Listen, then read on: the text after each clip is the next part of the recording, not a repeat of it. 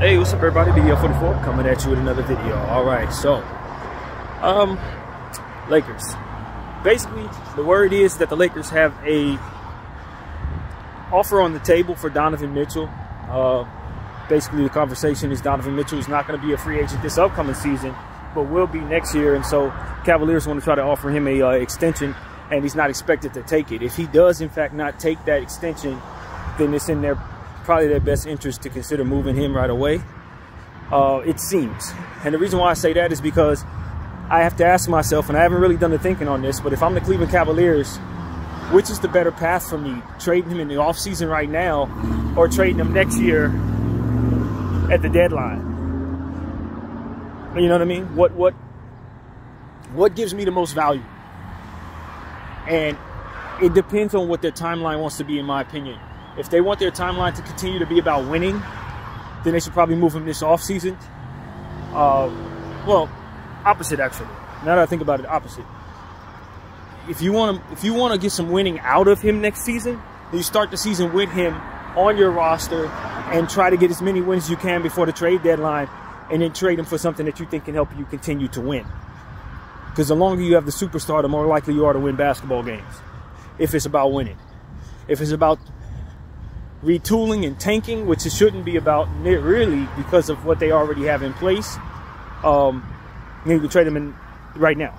Trade him in the offseason here. So I don't really know if they're really pressed to do anything other than just wait for the best return on him. But the thing is, if you trade him next year, likely that return is going to be less because he's a rental for whatever team acquires him, unless he agrees to a extension. So that's really what it looks like. If he agrees to the extension with the team that he's traded to, then maybe they're more likely to pay a little more for him as a rental next season. Same goes for the Lakers right now. Specifically for me, I want to see us get him at an extension right now. I don't want to trade for a one-year Donovan Mitchell rental unless I'm paying the price for a Donovan Mitchell rental. You see what I'm saying? Which should be significantly less going out. Now, I've heard a lot of mock trade offers, none of which really make me happy because they all involve all three of our first rounders going out, along with several players, Rui Hachimura, Austin possibly. I'd imagine that they'd want Vanderbilt or something like that too. So for me, if I just desire to have a third star with Braun and AD, then of course I'm going to send out whatever I need to send out to bring back that star. The problem is, you're literally sending out a third of your team to bring back who is expected to be your third option. And that pecking order for me is crazy when you consider that you are bringing in a guy who could be your number 2 or number 1, but you're going to ask him to be your number 3, and you're going to pay a number 1 salary and a number 1's trade package for him. That right there it doesn't sit right with me. Donovan Mitchell is Donovan Mitchell no matter where he goes. But he's going to be asked to take some steps back. He's going to be asked to kind of chill a little bit in some possessions where he would otherwise be assertive, because you need AD to get the ball, because Braun is obviously going to be getting the ball. So it's like, I don't want to pay this much for the person that's not even going to be first in my pecking order. And even when you have in theory that Braun or AD is going to take a back seat, once LeBron gets on the floor, he ain't going to take a back seat. That's not how that actually turns out. It's never going to happen. Everyone's going to defer to him. Every soul in this league alive today is going to defer to LeBron James if he's on the team. It just is what it is. He's LeBron. So that's what ends up happening. You can have that in your mind, and everybody could agree to that, but at the end of the game and during key moments, he's going to have the ball in his hands, and that's exactly where you're going to want it. So do I need to bring in a guy who also has that cachet only to ask him to defer when he gets here? If I'm paying for Donovan Mitchell to be Donovan Mitchell, that's one thing. If I'm paying for Donovan Mitchell to be a third guy, to be Kyle freaking Kuzma or something, that's a whole nother story, man. And so I'm all for bringing in Donovan Mitchell. The fit looks great on paper. I think he fits in that situation. He could do it, but I got to send out 3 first-rounders and several role players, basically all of my depth and future, so I can bring in a guy who's not even healthy right now to finish the playoffs? I mean, are we even looking at that? Why is Cleveland not in a position to win anymore in this series? Because he's out. So, like, I don't know, man. I'm a bit on the frustrated side with the whole idea that I need to do anything at all other than hiring a coach. If I'm the Lakers, I don't really want to do much or nothing. Deep down, I don't want to do anything. LeBron want to come back and we sign him. Maybe retool the roster a little bit to get some pieces in place that we need. But I'm using my draft pick at 17 to take a player, likely a center. And maybe I'll make 1 or 2 trades to try to bring myself a starting point guard if necessary, which it look like it may be. Other than that, bro, I'm not doing anything for this roster. I'm not. Because we're in that weird space where nobody wants to rebuild. But we're also in a space where we can't, in good faith, make the right decisions without giving up too much in regards to making this team better. So what do? I run it back. I'm running it back. I'm bringing in a new coach and I'm running it back. And most of what you had last year, you're going to have this year if I'm running things. That's it. That's it. And if LeBron James decides to sign with the Knicks or the Cleveland Cavaliers, I'm trading AD for picks and I'm starting my rebuild. And whoever doesn't like it, live with it. That's my attitude if I'm the GM. That's exactly what it is. I'm not doing all this stuff the Lakers seem like they want to do. I'm not doing any of that. Why? Because I can't do it without making myself worse. I can't effectively go get Donovan Mitchell or Trae Young without making myself worse. I can't do it. And I know that. And it ain't worth it because of it. And I'm not bringing in Donovan Mitchell to be asked to do too much and get hurt. Just so he can do what it is that is necessary for what we're paying LeBron to do to be done. No, I'm not doing that. You got Bron, you got AD, and you got a healthy bench, because I'm going to retool that bench to make it better. Other than that, I ain't doing nothing for you, Lakers. Because I'm in a position to where when it's time to rebuild, I'm going to be effectively able to rebuild. I'm not going to have less than I need for us to be at least able to make trades to get those picks. That's what I'm not going to be. If you bring in Donovan Mitchell, he doesn't agree to an extension, guess what? He's going to be leaving off the books. You lose him for nothing. Bron is obviously going to retire or go off into the sunset. You lose him for nothing. And then what? I'm going to trade AD for hopefully what will make me the best return happen for myself with all of my natural picks in other people's toolbox. So whatever bad season I have doesn't even get me the best possible player. Like, you're asking to be the worst team in the league in a couple years with some of this crap the Lakers are talking about doing. If that player that you bring in right now doesn't sign an extension. AD is worth a third of what you have, and that's the only thing you're going to be able to capture value for? Assuming that he doesn't have some type of injury that brings his value down? Man, you're about to be the worst team in the league in a couple years, Lakers. With no path to getting the best pick in the game. The best pick. You get the first overall pick, that's going to Utah. Or that's going to whoever you make this trade with, Cleveland, for this Donovan Mitchell. Like, you think because I want to win right now, I'm going to mortgage all of that? You crazy. Ain't none of that make no damn sense, and we know it. But people don't mind tanking their franchise for the future because right now means so damn much. And I'm telling you, right now don't mean nothing. When you start thinking about how many pains you're going to have tomorrow, right now don't really make much sense to be doing anything for it, if you ask me. So that's my whole point of view. If people are too ornery to rebuild, I'm not adding a coin to the investment of this core. Not a coin. I will re-sign LeBron James, and that's it. That's really all I'm willing to do, and sign and pick up my coach. If he wants a lame duck coach like JJ Redick to come in and try to push him around and blame him for everything, that's fine, bro. But I'm not doing nothing for you. You better be glad my butt ain't in that front office, because you ain't getting nothing you want. You might as well just go ahead and sign with Cleveland. Just being honest. Because I'm not tanking myself for you, bro. I'm not tanking my future for you. It's not freaking happening.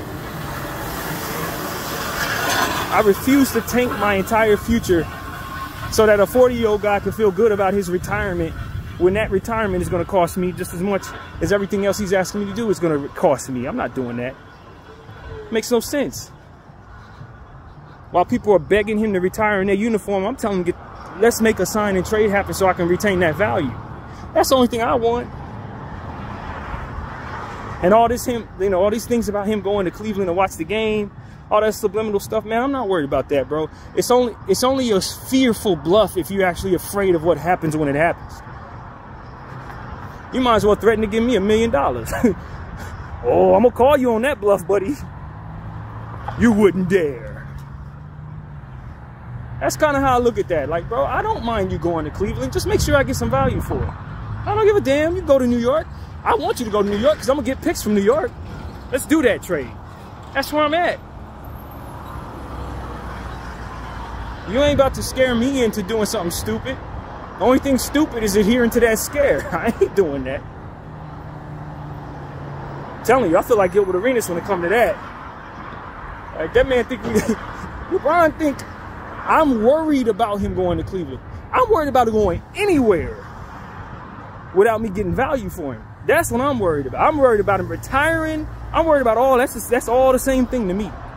Him retiring, him going to Cleveland, it all has him leaving my books without me getting the requisite amount of picks for his departure.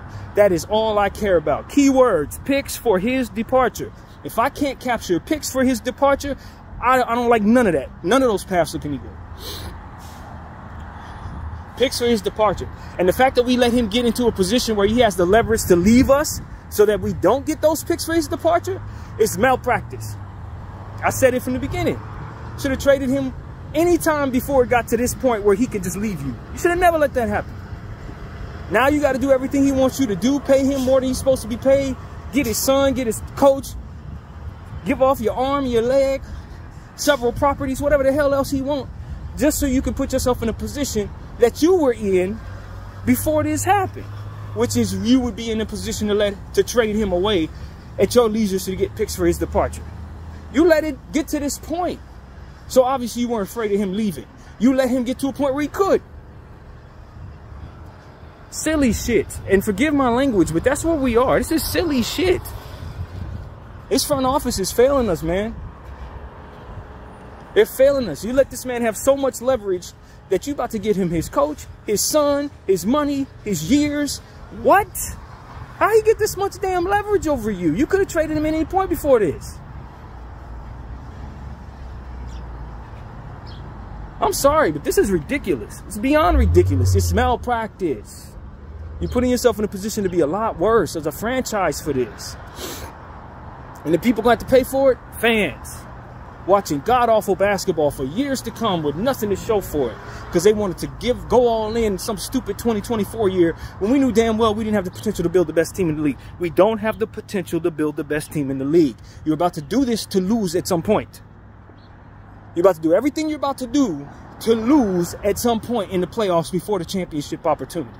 That is what this is going to be. You got both of your superstar players, $500 million worth of players, about to go represent their damn country in Olympics when they both over 32 years of age. And you trying to mortgage everything so that they have more. They ain't even gonna be there. They're gonna be hurt. They're gonna be hurt, okay? Let me just tell y'all what y'all in for.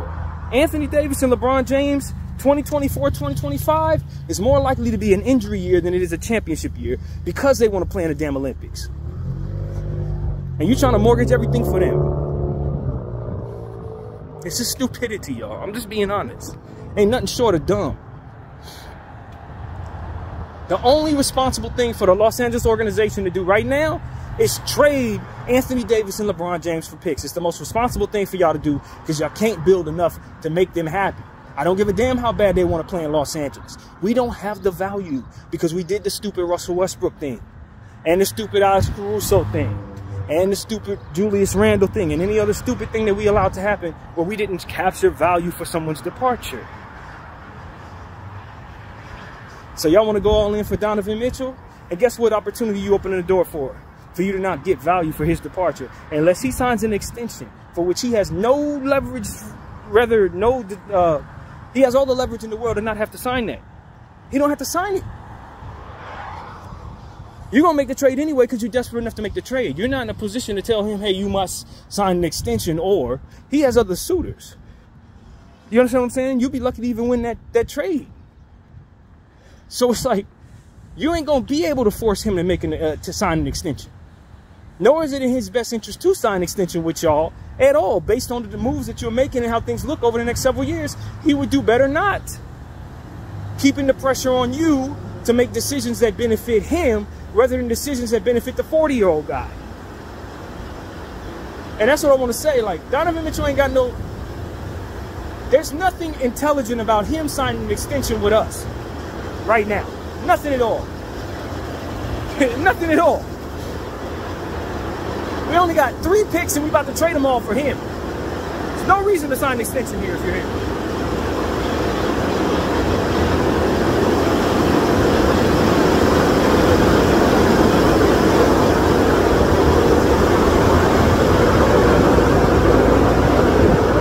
It's so important that you guys understand what I'm saying. Unless the Lakers can manifest some type of desire for Donovan Mitchell to want to sign an extension with the Lakers under these circumstances, unless he has representation that is telling him that's the best path for him and he follows that path, I personally, this brain does not see why he would sign that extension with the Lakers at this time upon trading for him. I don't know why he would do that. I don't know why he would do that. I'm just telling y'all the truth. And because I don't see a path to him wanting to sign an immediate extension, you're about to trade all of these future assets for a guy who could potentially walk. Because you're trying to set it up so that another guy could potentially walk. Because you want him to retire in uniform. So essentially you're saying 2/3 of my value, my intention is to open up the door so that 2/3 of my value can disappear for freaking nothing. That's what this front office is doing right now. It's essentially what they're doing. They could turn a Rui Hachimura, 3 first-round picks, Austin Reeves, all of which are under contract, out the door for a guy who could potentially come here and then leave next summer. Because they're dreaming of LeBron James basically doing the same thing. They want him to do that because it means he's retired in their uniform. Like, if this isn't the most backwards, counterproductive front office decision, I don't know what is. I honestly don't know what is. I don't know how anybody could convince me to do this. How could Clutch make me think this is something I should want?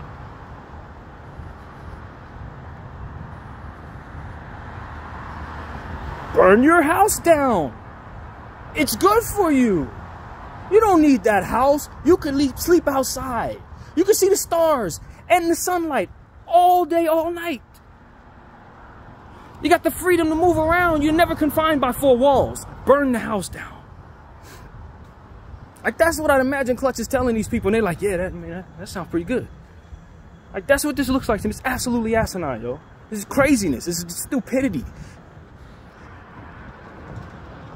Like, literally, that's what I think of what the Lakers are doing right now. It's crazy, stupid, counterproductive, self-destructive nonsense for what it is that they're trying to do. We failed with a coach. Failed with a coach that was a rookie coach. What is our solution? Bring in another rookie coach who has even less experience than the last guy we hired. As if we didn't just have a complete headache with the last dude who had 0 experience as a head coach. Now we want to bring in a guy who has no experience as assistant or head coach. And why do we want to do this? Because he is business partners and buddies, newfound buddies, with the guy that we're praying we can lose for nothing in a glorious retirement. So we're doing this for the guy we're hoping that will retire in our uniform, for which we get nothing in return for it, mind you. We got to keep that in the forefront of our head. LeBron James retiring our uniform means we get nothing for him. He's worth something now, retires, you can't get nothing for him. That's what these people want. Burn the house down, y'all. It's good for you. Drink bleach. Like, what are we talking about? And so for me, as I'm seeing this train wreck starting to manifest, I'm seeing these two trains on the same track heading for one another, I'm just simply saying, oh my God. That's all I can say. And that's what this is. This is me saying, oh my God, here we go. It's gonna crash. What can I do to stop it? Maybe I can tell people, hey, yo, we still got enough time. Maybe we can stop these trains. Maybe we can slow this down. Maybe we could do something to prepare for the wreckage or something. I'm telling y'all, man, Los Angeles Lakers are going to be beyond a dumpster fire. We're going to be one of the worst teams possible if this goes the way these people are dreaming it will. We're going to be one of the worst teams possible. They're putting themselves in positions to where they're at the whim of different superstars. Now you're at the whim of Donovan Mitchell. Now you're at the whim of LeBron James. Do you even know if they have the same desires in regards to what they want things to go for this franchise? Why are you trying to bring them together? Are you sure that's meant to be? What if Donovan wants the opposite of what LeBron wants? Now we're destined to lose one of them, right? It's like people running full speed, blindfolds with knives in their hands. Like, what are you doing? That's what it feels like to me. That's what Rob Pelinka and Jeannie Buss look like they are doing to me, figuratively. Blindfold, running full speed with swords in their hands. Like, what are y'all doing? And so that's where I'm at with it. This offseason is going bad. I'm glad none of this stuff has happened yet, but it looks like it's about to be really, really bad. Because these people are doing things backwards. Hoping for God knows what result. You're going to send out all this stuff that we have on good contracts. Rui's on a good contract. Austin's on a good contract. D'Lo, I don't know what we're going to do with D'Lo's, value. Hopefully he'll decide to opt in after all so we can have that value. But you're going to let him walk too.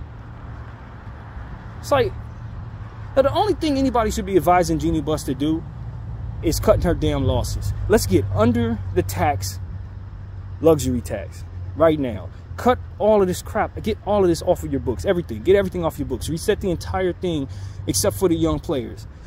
And acquire picks and reestablish player development while being a bad team. Use your natural picks to draft the best possible prospects of that particular year, and let the sunshine attract the stars that you'll want to pay after you replenish everything that you've lost. That is literally the only thing she needs to be doing right now. Whatever the hell people are telling her, whatever advice they're giving her, it's a risk. It's a risk. It's not safe. None of that is safe. And if you're going to accept the fact that LeBron James is going to leave any damn way, whether it be retirement or just skedaddling, you're going to lose his value anyway. Just work that into your equation. A third of what you have is gone. Because either you're going to let it retire or it's going to sign somewhere else. Either way, you ain't getting nothing for it. If I had worked that loss into my equation already, I can work that loss into my equation. And if he happens to bounce, I ain't worried about it. Because I already told myself that's a loss. That's kind of where I'm at with that. So what is my grand idea? To trade away a bunch of stuff that I have under contract for another superstar that could potentially leave. That's my deal.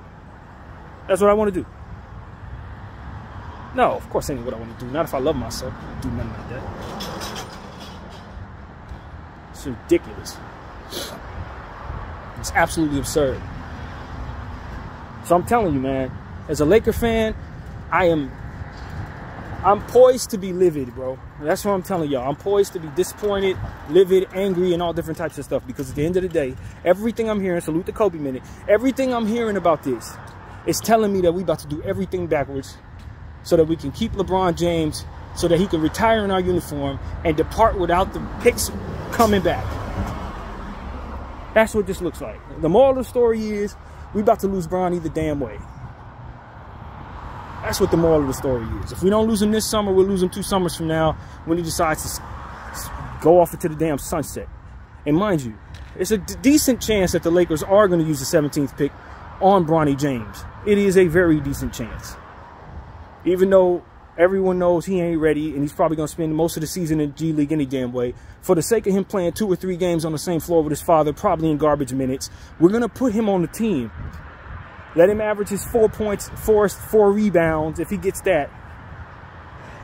And then kick his career down the toilet when LeBron James retires, because ain't nobody going to give a damn if LeBron James ain't attached to the kid. They don't care now. And his career go bye-bye. And all the hate that comes with that's going to be absorbed by him. And he's likely going to lose his love for the game because of this nonsense. Like, I see all of this coming. All of it look bad. Every bit of it look bad, yo. While we sitting up here wanting this. I mean, I just want to ask people, are y'all sure? Are you sure? For all of the different things that you're trying to accomplish as a Laker franchise, are you sure this makes any damn sense, any of this? Not to say that this is the worst year to throw away a pick. Because there are some good players, but I'll give you that. That's the only thing I'll give you. Because this is a bad draft. So if you want to throw away a pick this year, this isn't the worst year to do it. But everything else, man, it's just like, what the hell are we doing? The JJ Redick thing, you know what I'm saying? That's just sad. Like, just to be honest, that's sad, fam. Like, y'all got so little backbone and so afraid of LeBron not retiring in your uniform so that you can lose him for nothing on purpose.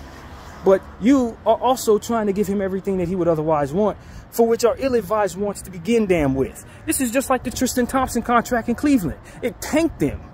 Tristan Thompson could do 3 things for that team, but they paid him millions of dollars like he was Dwayne Wade or something, because he was LeBron's homeboy. That crap tanked their franchise. Ill-advised wants. It's not even good for you. Because now you got a player on here eating up all your cap that makes it so that you can't win. So guess what? You're leaving. And they stuck on that contract trying to get good. Barely to get good this year, just in time for the next guy that they got to leave. Like, they're still paying for that stupidity.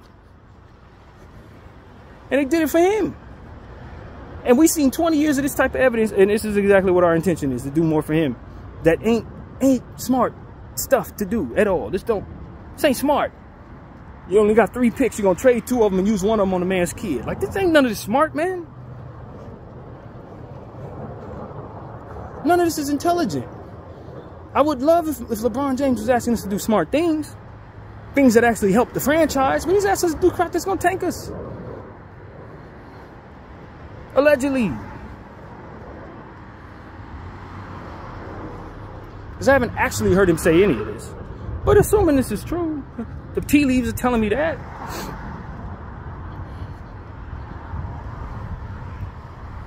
I just want the Los Angeles Lakers franchise to stop and understand that you are conducting a train wreck. Right now, you are conducting a train wreck on multiple fronts. The JJ Redick potential hire is a potential train wreck. Using 17 overall on Bronny James is a potential train wreck.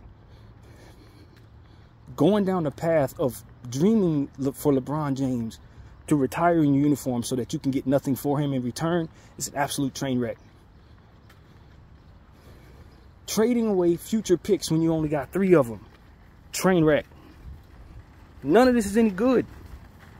You should want none of this. None of this is going to help you. None of this is valuing what you have properly. None of this is going to make you a better team tomorrow. None of this is going to make you good enough to win a championship today. None of this is any good. I just want to make that extremely clear as we talk into this camera, as we vent these frustrations. None of this of what they're dreaming of is worth a damn at all. And I'm telling you, man, if this stuff goes down this way, I want all of them gone. Everybody. Everybody. I mean everybody. Just leave me with the colors, bro. That's all I want. I kid you not. That's how bad this plan looks to me. If it gets executed the way that it seems like it's going to be, fire everyone. That's all I'm saying. And if you fire everyone, and you leave us with a good president and a good coach, the team will be in a space where we could take all this lore, all this history of 17 championships, all this good stuff, and we could start anew. Just in time for us to get whatever the next great player is from that tanking year or those tanking years. Can build our franchise up from the ground with the Los Angeles market to attract things that other markets can't receive, with the Laker lure, for which will always be a measuring stick for greatness to measure itself against the greatness. It is always something that you will be able to attract others with, so long as you don't hire Jim Buss again. Because that was the only reason why we couldn't get anybody, because he was in place and we didn't have talent. So it was like, that was why people didn't want to be here. So whatever fear we have of returning to that, do understand, but by doing the things that you're doing, you are essentially putting Jim Buss back in place. Because your franchise is going to look just like it did when he had control of it, because of these type of mistakes. So we can be clear, ever so clear. The very thing you're trying to prevent is the thing you're ushering us toward, because you're not going to value your assets properly. You're not going to capture any value for what's departing. You are essentially tanking us on purpose. And if I'm JJ Redick, I am going to interview terribly for this job. I didn't want this job. I'm a lame duck. I don't know what dream you have for the start of your head coaching career, but believe me, it's going to be a mark on it that you don't want, bro. Because this front office is crazy. Like, that's what I've come to terms with. They out of their mind. They gotta be. There's nothing smart about any of this. None of this stuff I'm hearing makes any damn sense. They're putting themselves in position to be at the whims of superstars who gonna likely look around at the stuff that they done and say, yo, I want the hell out of here because of what they done. Or I want to be overpaid because these people can't get me what I need. It's just stupidity, man. And so that's where my head is, yo. Whatever coach they hire, good luck, bro. We're going to definitely point out all your mistakes. And we telling you before you even get the job, it's going to be a headache for you, because we want to win. And if you can't take what little these people about to put together and make it win, best believe it's going to be your fault. Best believe you're going to get the majority of the frustration that comes out of these fans. Ask Luke Walton, ask Vogel, ask Darvin Ham. We're not going to be kind. We do not care that it's not enough. We better win. And if you sign up for that, you must have some type of problem. You must hate yourself for something. I kid you not. That's how bad this looks to me. It's the off season. We just got ousted in the first round, yo. Basketball's still being played. It's barely the second round as I'm talking right now. The second round is still in play. We ain't nowhere near it. We've been gone for weeks. And the best thing these people can do is potentially make us worse. On purpose. As if that's something to want.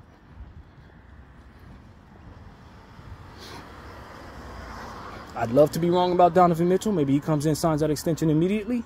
At least that'll give us some solid, some solidified value in place. Anthony Davis, Donovan Mitchell.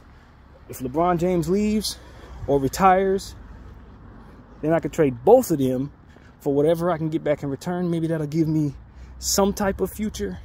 Some version of good can be possible after that. But if we trade for this man and he don't sign this extension, and we're in this position where we probably have to trade him next year at the deadline, in the middle of a win now timeline, because we can't retain him past that point, which is a whole nother headache, because if anybody knows that that is the case, they're not going to give you value for Donovan Mitchell, Los Angeles. Whatever the hell you about to send out, no, you're probably going to get a third of that back if you need to trade him at the deadline because he doesn't sign this damn extension. Or, like you're dreaming with Bron, you can just let him walk and finish out the season, get ousted in whatever first, second round you do. Hopefully AD is healthy at the end of the year. Like, it's this type of stuff. It's like, yo, man,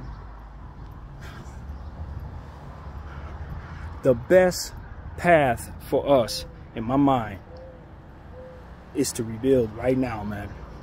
Before we even go down the path of finding out whether or not this is an injury year for AD, before we go down the path of finding out whether or not LeBron James is going to be too tired to give us good ball after playing the Olympics this upcoming offseason, before we find out if Donovan Mitchell is going to be acquired as a rental, all of these different things, they suck. A whole lot worse than getting back what each and every one of these assets are worth in the value of tradable equity, man. In the spirit of just making sure you have enough to build something, while you're trying to make it so that what is not good enough can somehow become good enough without enough to build around it. That's literally what this is, man. Whether people want to look at it that way, or they're in denial about it, or it's in their best interest to let it tank on purpose, whatever it is, it's going to leave us with worse to watch in the future, man. And I'm telling you, I don't know what they're dreaming in regards to LeBron James retiring. I don't know what ceremony Jeannie, what type of ball that she's setting this up to be. Because there's always some celebratory ball as to which we end up losing to the Denver Nuggets during that game. Or whatever the hell it's going to be. We're going to give him a car. We're going to thank him, put his jersey up in the rafters, maybe give him some statue or something. Whatever ball she thinks this is about to be, it's not going to be that. Because there's going to be a bunch of fans there livid about how bad we're about to be upon his retirement. We're going to be angry at him for wanting to retire because we're not going to get nothing for him. We're going to want him to keep on playing, keep on playing, keep on playing. I see where this is going. It's never going to be a good year for this man to retire because we're never actually in a position to capture the value necessary for it to be responsible to let his value dissipate into nothing. Remember what I said. We're going to keep on wanting him to play. Keep playing, Bron. Keep playing, Bron. And he's the type of dude that's going to walk away when he's ready. So if you ain't in a position to be able to be okay when he leaves, it's what you're signing up for. That's your problem, not his. I'm just telling you, man. People don't want to hear this. They don't believe this. Whatever the case may be, BDF 44 is telling you early what I see. None of this looks any good, man. None of it. So that's what I got to say, man. I'm passionate about my team, but it's not life or death. There are real things going on in the world, and if this team is going to suck, we'll spend our time focusing on real things instead of them. That's pretty much it. There's life outside of this sport. And look, if the team ain't going to be no good, just like when Socrates was down there, just like when Troy Murphy was out there, just like when they had a bunch of bad players we don't remember, we will watch something else. Nobody paying me a dime to tell y'all to watch garbage. If this team is trash, believe me, I too will be watching something else.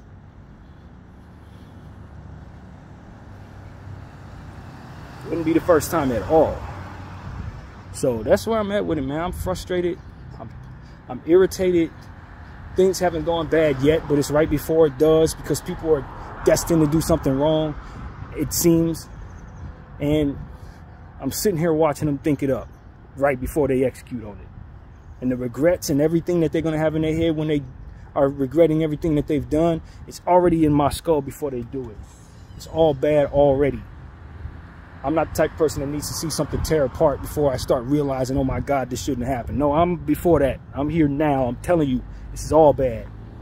You don't do this with your assets, especially when you don't have much to begin with, because you done already screwed up your assets. What you do is get rid of the people who screwed up your assets up to this point and capture everything that you can in value. Save it. Save it. Capture it. That's all you're supposed to be doing. Not mortgaging more of it so you can bring something else to you that you can't do nothing with. That could potentially leave when it realizes you're this incompetent. BDL 44, I thank y'all for watching.